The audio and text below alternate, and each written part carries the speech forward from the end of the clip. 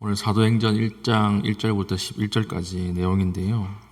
사도행전은 기록한 사람이 누가입니다. 누가. 그래서 누가복음이 1부이고 사도행전이 2부예요. 그래서 똑같은 사람이 기록한 것입니다. 원래는 한 책이었습니다. 누가복음과 사도행전. 그래서 여기 1절 보면 데오빌로여 이랬죠. 데오빌로라고 하는 사람은 로마의 고위 관직자였습니다. 그런데 이 사람이 이제 개종해서 믿게 된 것 같아요. 예수 그리스도를.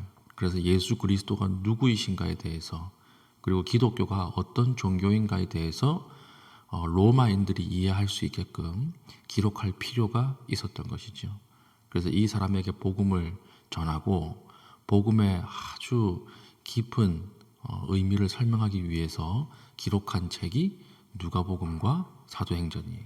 그래서 데오빌로여, 내가 먼저 쓴 글에는 이렇게 돼 있잖아요. 먼저 쓴 글이 뭘까요? 누가복음이에요. 이 누가복음에는 어떤 기록이 되어 있습니까? 무릇 예수께서 행하시며 가르치시기를 시작하신부터 그가 택하신 사도들에게 성령으로 명하시고 승천하신 날까지의 일을 기록하였느니라. 누가복음에는 예수 그리스도가 누구신가에 대한 것, 그리고 제자들을 부른 이야기, 이제 그가 하나님의 아들로서 승천하신 일까지 누가복음에 기록이 되었고, 그리고 이제 사도행전은 어떤 일이 기록되어 있어요? 하나님의 나라가 이제 어떤 방식으로 들어오는가, 그것을 사도행전에 기록을 한 것이죠. 그래서 하나님의 나라는 어떤 방식으로 들어오는가 할 때 2장에 보면 그 방식이 교회를 통해서 먼저 들어온다, 이걸 강조하고 싶은 것입니다. 그러면 1장의 내용은 무엇일까요? 교회가 세워지는 목적, 설립 목적을 기록하고 있는 거겠죠. 그래서 1장은 교회가 생기는 설립 목적이 무엇인가, 이것을 우리에게 알려주고 있는 것입니다. 설립 목적이 무엇입니까? 3절이죠. 그가 고난받으신 후에 또한 그들에게 확실한 많은 증거로 친히 살아계심을 나타내사 40일 동안 그들에게 보이시며 하나님 나라의 일을 말씀하시니라. 하나님 나라의 일을 전하는 것이 교회의 목적이에요. 예수님께서 부활하고 나신 이후에 바로 하늘로 승천하지 않고 40일 동안 제자들을 불러서 이제 총 마무리하고 정리하는 집중 세미나를 여십니다. 40일 세미나죠. 이 40일 세미나의 주제는 뭐냐면 하나님 나라라고 하는 거예요. 하나님 나라를 쭉 설명을 해주셨던 것입니다. 왜 제자들을 불렀고, 왜 내가 십자가 위에 죽었고 다시 부활했는가. 그래서 하나님의 나라를 이 40일 세미나 집중이 설명하는 가운데 깨닫게 되기 시작한 것입니다. 그러니까 제자들이 가슴이 뜨거워졌겠죠. 아담과 하와로부터 시작해서 온 인류로부터 시작해서 하나님이 자기 백성을 모으시고, 그리고 유다 지파에서 하나님의 아들 예수 그리스도가 오시고 이제는 확장되는 거예요. 온 인류로 복음이. 그들을 그 하나님 나라가 커지는 그 과정 속에서 처음 부름을 받은 사람들이 이스라엘의 12지파를 상징하는 자신들 아닙니까? 가슴이 막 뜨거워지는 거예요. 그래서 지금이라도 제가 죽으러 나가겠습니다, 뛰쳐나가려고 하니까 예수님은 어떻게 해요? 말리시는 거예요. 지금 가면 안 된다. 너희 성령을 받고 가야 한다. 이렇게 이야기를 하는 것이죠. 지금 가면 안 되고 너희는 능력과 힘을 받아서 가야 하는데 그때까지 기다리라. 예루살렘에서 기다려서 예루살렘을 떠나지 말라. 이렇게 이야기를 하고 있는 것입니다. 그래서 6절에 보면 그러면 이제 이때가 우리가 독립하는 때입니까? 이렇게 물어보죠. 그러니까 아직까지 하나님의 나라도 이해했어요. 예수 그리스도의 오심과 죽으심도 이해했어요. 그런데 아직까지 제자들 마음속에 남아있는 건 무엇입니까? 독립에 대한 열망이었던 것입니다. 그러니까 얼마나 간절했는지 아시겠죠? 그들의 독립이. 이제 독립합니까? 예수님이 성령이 올 거라고 하는 것을 예언하셨고 우리가 성령을 통해서 하나님 나라를 만들어가는 걸 알았는데 그럼 이제 이때가 독립할 때입니까? 이렇게 물어볼 정도로 아주 간절했던 것입니다. 그러니까 예수님 뭐라고 하세요? 7절에 보니까 그건 너희 알 바가 아니다, 이렇게 말씀하십니다. 그건 너희 할 바가 아니다. 거기에 신경 쓰지 말라. 그때는 하나님이 아시고 그때는 하나님의 방식을 통해서 독립은 이루어질 것이다. 이렇게 이야기를 하면서 무엇을 하라고 말씀하세요? 그게 8절이에요. 이 그레이트 커미션이라고 해가지고 가장 큰 명령이라고 하는 성경에서 부분이죠. 1장 8절. 오직 성령이 너희에게 임하시면 너희가 권능을 받고 예루살렘과 온 유대와 사마리아와 땅끝까지 이르러 내 증인이 되리라 하시니라. 성령을 받을 때까지 너희가 기다려야 한다. 왜냐하면 성령을 통해서 뭐라고 되어 있어요? 너희가 권능을 받고 이렇게 되어 있는 거예요. 권능. 중요한 단어는 권능이에요. 권능이라고 하는 말은 authority and power예요. 권위와 능력을 이야기하는 것입니다. 우리가 뭐 8톤 트럭, 16톤 트럭, 몇십 톤 트럭이 과속을 할 때 경찰차가 딱 제복을 입고 멈추라고 딱 손을 올리면 그 큰 트럭이 서죠. 왜 섭니까? 법률적 권위가 있기 때문에 그래요. 국가가 부여한 권위 때문에 멈추는 것입니다. 말을 듣는 거예요. 그렇죠. 경찰 한 사람이 무슨 힘이 있어요. 트럭으로 밀어버리면 끝나는데 그렇지 않고 딱 서는 이유가 권위가 있기 때문에 그렇습니다. 성령을 통해서 너희가 이 권위를 가지고 복음을 전할 때 전하러 나가야 한다. 이걸 이야기하는 거예요. 도둑들이 막 물건을 훔치고 있다가 사이렌 소리 딱 들리는 순간에 다 도망가죠. 왜 도망갑니까? 자기가 훨씬 싸움 잘할 수도 있잖아요. 근데 왜 도망가요? 권위 때문에 그런 거예요. 경찰의 권위. 성령께서 이 권위를, 하늘의 권위를 우리에게 먼저 내려주실 것이다. 이것 가지고 나가야 한다. 이렇게 말씀하시고, 또 권위는 권위만 있어서 되는 게 아니에요. 힘이 필요해요. 도둑들이 사이렌 소리 듣고 도망가다가 궁지에 몰리면 어떻게 해요? 경찰과 대치할 때가 있습니다. 경찰과 대치하는데 경찰이 맞는다. 그럼 어떻게 됩니까? 그럼 제압이 안 되는 거죠. 대치할 때는 뭐가 있어야 돼요? 힘이 있어야 돼요. 이게 파워예요. 그래서 형사들이 이 도적들과 대치해서 싸워 이기는 힘이 있어야 되는 거예요. 이것이 파워, 권능이 안에 있다라고 하는 거예요. 그러니까 권능을 받고 할 때 권능은 권위와 힘을 성령을 통해서 받고 너희가 나가야 한다. 이 말입니다.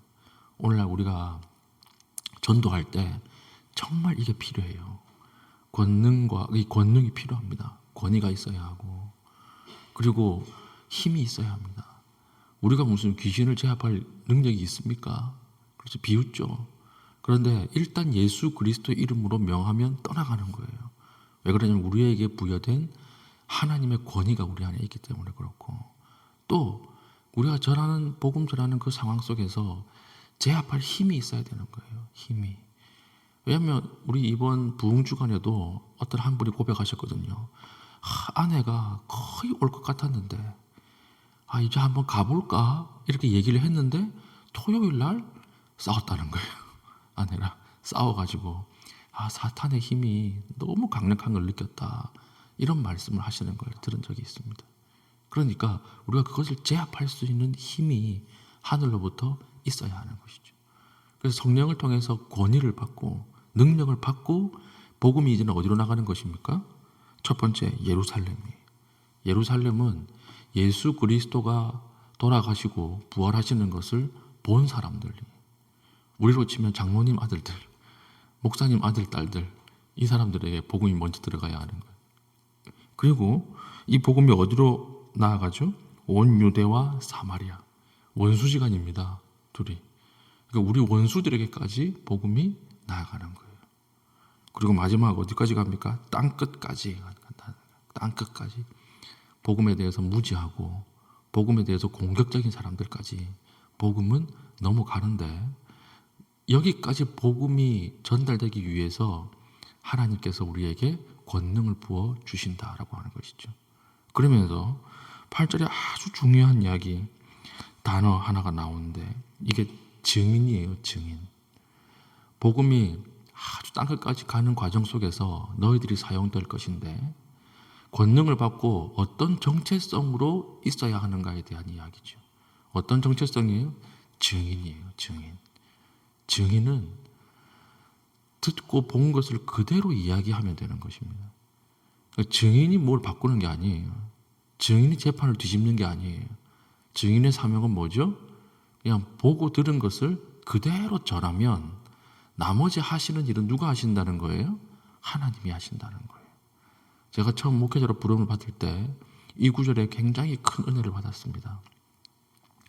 보니까 뭐 세상이 하나님 말씀대로 전혀 나아가지 않고 제 작은 한 사람이 어떻게 바꿀 수 있겠는가. 나 자신조차도 못 바꾸는데 어떻게 우리 가족을 전도하고 다른 믿지 않는 사람들을 전도할 수 있겠는가. 그런 부담감이 확 깊이 왔을 때 하나님이 이 말씀을 주셨어요. 네가 하는 게 아니다. 착각하지 마라. 네가 해야 할 것은 증인의 삶을 사는 거예요. 증인. 그냥 네가 듣고 경험하고 본 것을 정확하게 이야기하면 그걸 통해서 성령의 권능이 나에게 임하고 그 권능을 통해서 복음이 전달되게 될 것이다. 그러니까 너에게 일어났던 일들, 네가 보았던 일들을 정확하게 이야기하기만 하면 된다라고 하는 거죠. 오늘 마지막 시대를 살아가는 우리의 정체성은 어떤 정체성입니까? 증인의 정체성이에요. 여러분들이 보고 들은 것을 정확하게 이야기하면 하나님이 기뻐하신다라고 하는 것이죠. 우리는 먹고 살기에 너무 바빠서 순간순간 이 증인의 정체성을 가지고 있다는 것을 잊어버리고 살잖아요. 오늘 다시 한번 성령께서 우리에게 말씀하시는 것입니다. 너희는 증인의 삶을 살아야 하고 너희는 증인으로 부름받았다. 이렇게 이야기를 하는 것이죠. 그럼 좋은 증인은 어떤 증인일까요? 좋은 증인은 변호사의 말을 잘 이해하고 잘 듣는 증인이 좋은 증인이. 그렇죠. 성령이 내려오실 때까지 기다리라 할 때 성령이라고 하는 뜻이 파라클레이토스라고 하는 뜻인데 이건 옆에서 이야기하는 사람. 오늘 우리로 치면 변호사라는 뜻입니다. 변호사. 재판장에서 증인이 어떤 증인이 좋은 증인일까요? 변호사가 작성하려고 하는 증인신문 조서라는 게 있거든요. 그것을 잘 변호사의 뜻을 파악해서 정확하게 잘 이야기하는 사람, 그 사람이 좋은 증인이에요. 그래서 변호사가 변호할 때 아무렇게 막 하는 거 아닙니다. 이 증인과 만나서 이렇게 쫙 이야기를 하거든요. 조서를 꾸미거든요. 그래서 그날 비가 왔죠. 그러면 증인이 잘 기억했다가 네. 비가 왔는데 그 사람 장화를 신고 있었죠. 네. 예. 그때 이제 그 장화의 발자국과 장화의 모양을 사진을 찍어서 증거로 제출합니다. 이렇게 되는 거예요. 이렇게. 그럼 재판장이 보고 아, 혐의가 있구나. 이렇게 되는 건데 변호사의 뜻과 의도를 파악하지 못하고 이 증인이 자기 마음대로 이야기하는 거예요. 자기 마음대로 막 이상하게 말을 막 하는 거예요. 그럼 어떻게 될까요? 그 재판 실패합니다. 그렇기 때문에 증인의 사명, 좋은 증인은 어떤 증인입니까? 변호사 되시는 성령의 음성과 인도에 아주 민감한 사람. 이 사람이 좋은 증인이 되는 것이죠. 그리고 성령께서 오늘 일하실 때 어떤 방식으로 일하십니까? 말씀으로 일하시니까 신약과 구약의 말씀에 정통한 사람이죠. 이 사람이 좋은 증인이 되는 것입니다. 우리는 얼마나 말씀을 사모하고 있는가 이것을 돌아볼 수 있기를 바라고 또 두 번째 좋은 증인의 조건은 무엇입니까?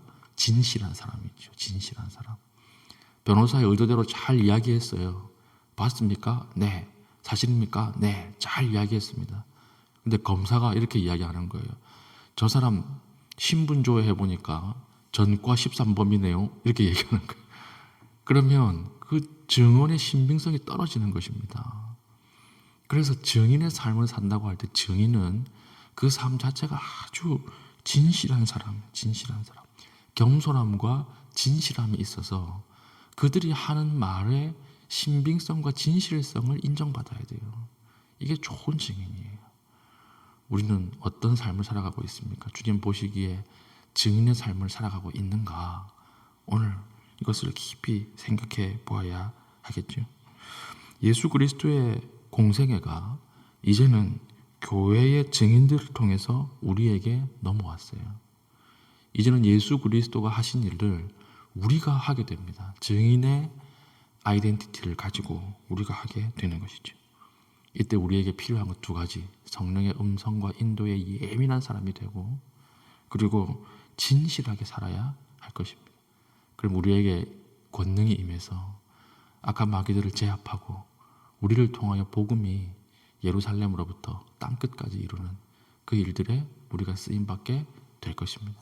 오늘 기도하고 이후에 흩어지는 과정 속에서 정말 하나님께서 여러분들을 증인으로 사용하여 주셔서 복음이 이 땅에 전파되고 그 가운데 여러분들이 하나님께 쓰임받는 축복이 있기를 축복합니다. 아멘. 기도하겠습니다.